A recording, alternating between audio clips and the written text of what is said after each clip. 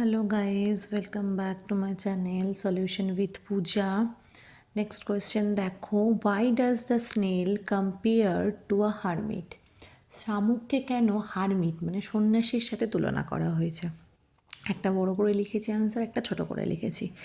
A snail is compare to a hermit because both live solitary lives carrying their homes মানে shell with them making themselves sufficient and content in মানে একটি শামুক একজন সন্ন্যাসীর সাথে তুলনা করা হয় কারণ উভয়ই এরা একাকী জীবনযাপন করে।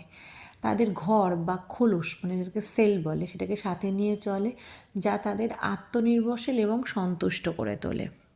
আর একটা বড় করে লিখেছি, a snail is compare to a hermit because like a hermit who leaves alone in solitude, a snail carries its sail on its back and moves around with it.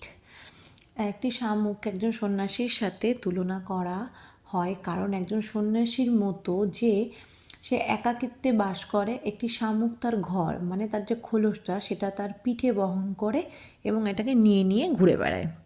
The snail's shell serves as its shelter and protection, much like a hermit's isolated dwelling. বলছে শামুকের খোলসটি তার আশ্রয় এবং সুরক্ষা হিসাবে কাজ করে, অনেকটা একটা সন্ন্যাসীর ওই বিচ্ছিন্ন বাসস্থানের মতো। বিচ্ছিন্ন বাসস্থান মানে আইসোলেটেড ডুয়েলিং যেটাকে বলে, সন্ন্যাসী ঠিক এক জায়গায় তো থাকে না।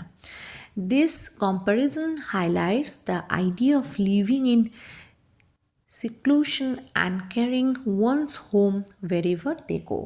বলছি তুলনাটি নির্জনে বসবাস এবং যেখানেই তারা যায় সেখানেই ঘর খুঁজে বের করার ধারণাটাকেই তুলে ধরে, মানে একটা হারমিট যেমন একটা স্নেলও তেমন। Thank you.